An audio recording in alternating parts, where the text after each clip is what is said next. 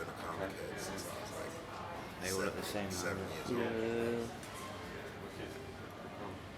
Let me know what happens. I'm a Marvel man. Recently released the Monumental with Smith and Wesson. Yeah. So what is it about working with Tech and Steel that you actually enjoy?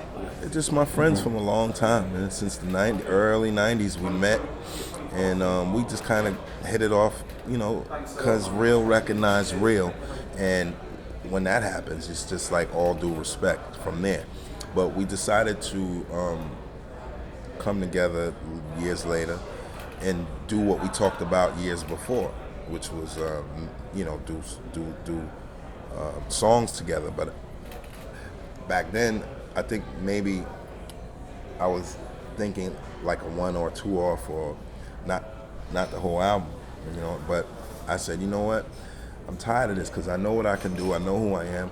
I want to do an album. Did you find that it was almost like an act of fate, like things just fell into place and it sounded the way it should? Or was it like, were there things that you found quite hard to pin down the way you wanted? Really, this album was as far as the beats is concerned, was really easy because all I did was give them about 20 beats to pick from, and they picked what they wanted to use and made the album with it, And it took us a year to do it. So, I'm very proud of the work process and ethic that went down. It was times where we weren't happy with each other, but because of certain habits we have.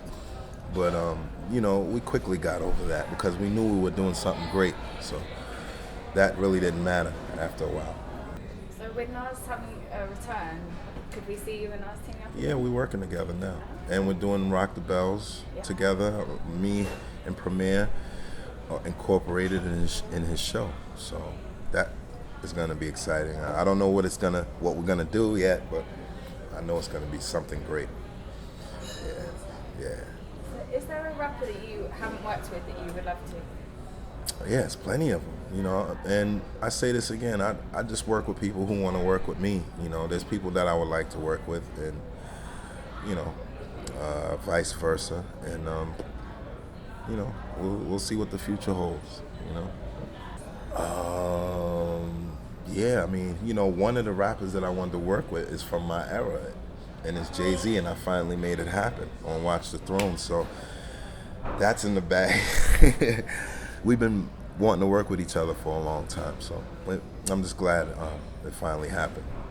And it's on the most anticipated album of the year, probably. Yeah, Watch the Throne I know I can't wait to hear the whole album. I've heard bits and pieces, but I haven't heard the whole thing. Just pick up my voice. Is that Biggie on your shirt? It is indeed. Wow. It's a dream. No one ever spots that. Wow. Everyone's like, it's just some guy. Wow. That was my friend, man. Yeah. So Biggie is probably, if a lot of people could choose who they could do a song with, that's probably the artist that everyone. I wish I could have did a whole album with that cat, man. And he's Jamaican and he's a Gemini like me. We have similarities. And when we met, we were excited. He was excited to work with me, and I can tell because when he was at my house, he kept naming beats he wanted to rhyme to. He was like, yo, I want this, this, and this. But the beats he wanted was interludes that were on like Mecca and the Soul Brother and The Main Ingredient. So I was like, wow, man, seriously? You mean to tell me I don't have to do too much work? I want to do something great for you like I did with Nas, And he was just such like you can tell on the inside how happy he was to be and I was excited to be in his presence. So the feeling was mutual, and it's just a shame that he had to leave us so soon, and I didn't really get to work with him the way I wanted to, and I just got Juicy off, and that was it. And I remember his last words to me on a street corner in Manhattan. He complimented me on the song I did with Large Professor called Rap World. Or I forgot what we called it. Yeah, Rap World. In the World, Rap World. And it was on the High School High soundtrack. And he told me, he's like, yo Pete, that shit is so crazy, you know. And that was the last time I saw him, and that was the last thing he said to me, you know. Sad, man, you know. He was a great talent and could have did big things, and a lot of people that are big now wouldn't be so big if he was around. He is big. I want to talk about like the relationships, because I know you've got good relationships with artists, but your relationships with other producers. Yeah. Like you had a close relationship with Dilla, and you actually Yes. oversaw S2.EP40. Yes. Did you maybe share like a vision? Would you say? When I first met him and I went to Detroit to visit him, he picked me up in his Navigator, blasting Mecca and the Soul Brother.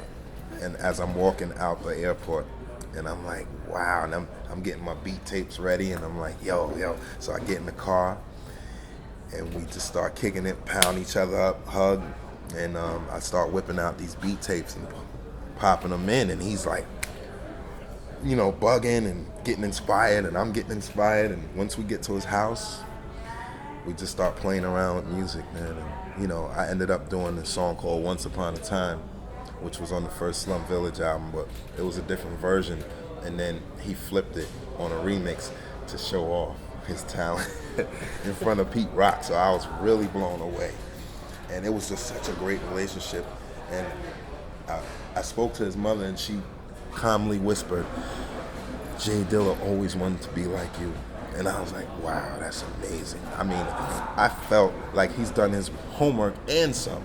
So he's taken it a couple of steps higher than I did. A little bit, yeah. I mean, no, I'm telling you, I know skill when I hear it, you know, and he definitely had it. And it was just fun to be around him. He's such a humble individual, and he's such a nice person. And you find that in this world. You don't find too many people like that. Yeah, big time. Okay. I've always been.